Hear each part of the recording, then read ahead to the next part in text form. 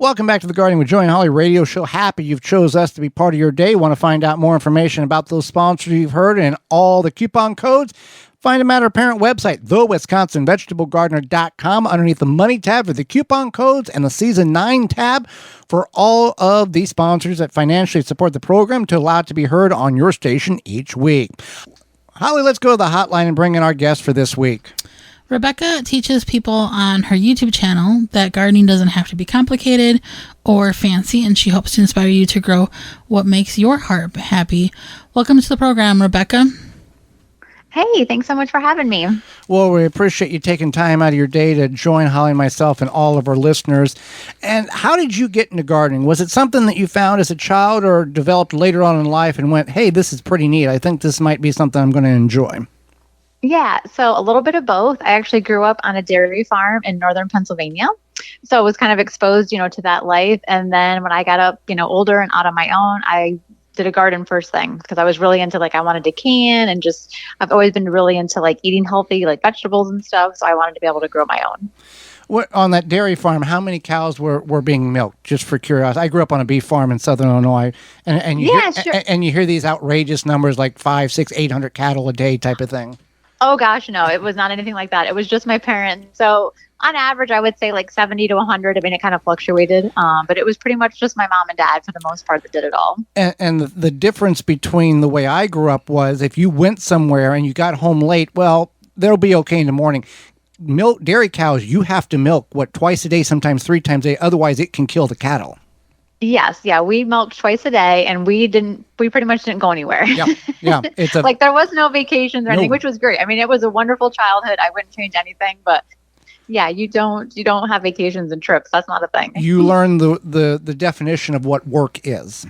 Oh, definitely. I feel very blessed to have had such wonderful parents and it taught me, such a great work ethic for sure. Mm-hmm.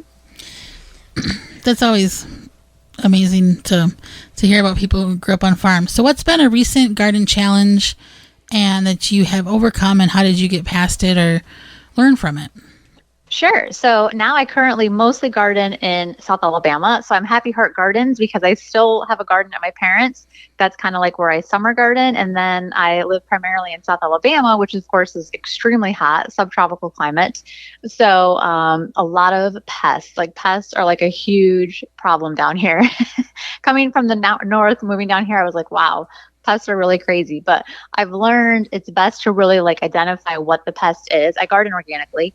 So to really identify what that pest is and then target that specifically, not just kind of spray, say neem oil for just as an example, just because it's, out there and you hear about it, to really identify what that pest is and then treat it the best way that you can. Well, and you bring up a point that some people who are new and uneducated in the world of gardening and organic gardening is, there's a bad bug, I got to get rid of it. And that's not always the case.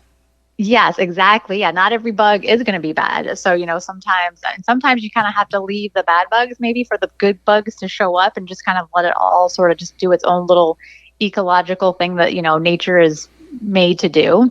So yeah, it's really important to identify those bugs and know which ones are the good ones and which ones are the bad ones, and the best way to deal with the bad ones if you do need to get rid of them.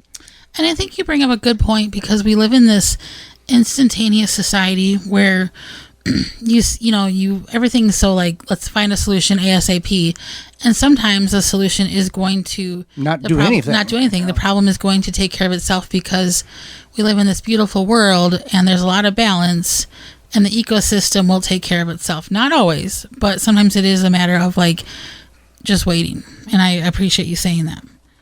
Yeah, absolutely. And I think that's just something that just maybe you just kind of get that confidence the longer you've been gardening. When you first start out, you're like, oh my gosh, you want everything to be perfect.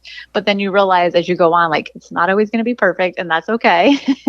You're not a bad gardener. That's just all part of it. We can only control, so much. But yeah, really, pests are super challenging down here. It's I'm always learning something new for sure. From the transition of going from Pennsylvania now gardening in Alabama, what plant are you growing now that you couldn't have grown back in Pennsylvania? I would say peanuts just off the bat, but you can grow peanuts in the north. It's just a little bit trickier, which of course here it's super easy to grow peanuts. So yeah, when I moved here, I saw all these peanut farms and I was like, oh my gosh, I never even thought about growing peanuts. So now it's like a favorite thing to grow in my garden every year. For people who have never had a fresh homegrown peanut, how big of a is it? Like what you would normally say, like a store-bought tomato versus a homegrown? Is it that big of a difference in taste and flavor? I mean, maybe not as much as a tomato. I mean, you cannot beat a homegrown tomato. Right. I mean, the store is just, but yeah, when you're pulling them up, I mean, you get that fresh peanut smell and it's just incredible. Yeah, you can't beat it. It's, yeah. And you can, like I said, you can grow them in the north. You just have to do a little more preparation. Well, why don't you tell us about your YouTube channel? Remind us of the name again. And when people go and check it out, what they can find.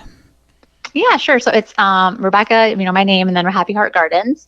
And I'm fairly new to YouTube, so I'm just going over there doing some longer content, sharing, because it's hard to do things. I'm primarily on Instagram, so it's kind of hard, to get a lot of information out in that, short kind of format. So yeah, just doing, videos and tours of both the Pennsylvania and Alabama garden and what's happening in both places, talking about fertilizing, preserving, just all the garden things.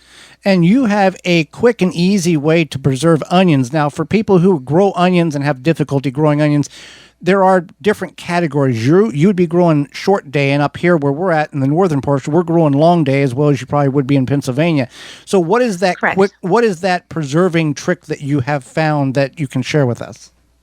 Just freezing them. It's so easy. You can just chop them up, slice them up, dice them, really put them in. If they're small, you could even leave them whole for like if you were going to put them like in an oven roast or that type of thing. And then you can just put them right in the freezer. Like they don't have to have any prep, which makes it so easy. So you can't, if they're small enough, put them in, peel the dirty part off and clean them up a little bit. Well, sure. Right. Yeah. Right. And you're going to clean them up and dice them like like you're going to use them for cooking. But then I put them on cookie sheets usually overnight to freeze, just so they don't quite stick so much. And then like in the morning, put them in like a freezer bag or a vacuum seal, whatever it is you prefer. Bobby. Yeah. So we love mulch as much as you do. What are some of your favorite mulches and why do you like them? Sure. So up home in Pennsylvania, of course, straw was always like the go-to, especially being on the farm because we had access to it. I still like to use straw here, but I have resorted to buying this stuff at Tractor Supply, which isn't bad. I've been using it for years and it's still good too. It's just that kind of easy, I think what is it called? Easy tack or something straw. And it's a big bag and it goes a long ways, believe it or not. And then down here, we also have pine straw.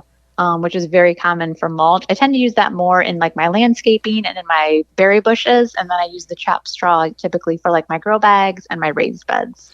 Now, because the straw breaks down much quicker than the pine straw does. Yeah, correct. And it's just kind of easier to work with as far as like around vegetables because pine straw is kind of like long and stringy almost. Yeah. But both great mulches. But yeah, mulching is so important, especially as we get warmer, countrywide. I mean, I'm especially warm down here, but even up north, it's been such a hot summer. It's really just so important to keep everything mulched, to conserve on that moisture. Now, are you purchasing the pine straw? Or are you gathering that on the property? And if you're gathering it, how much do I leave versus how much do I take? No, I'm just purchasing it. We don't have access to it at my property here. I just don't have enough. I mean, it comes out of the trees, but I don't have enough, able to gather. So there's lots of people around here that do it locally. So I am getting like local pine straw.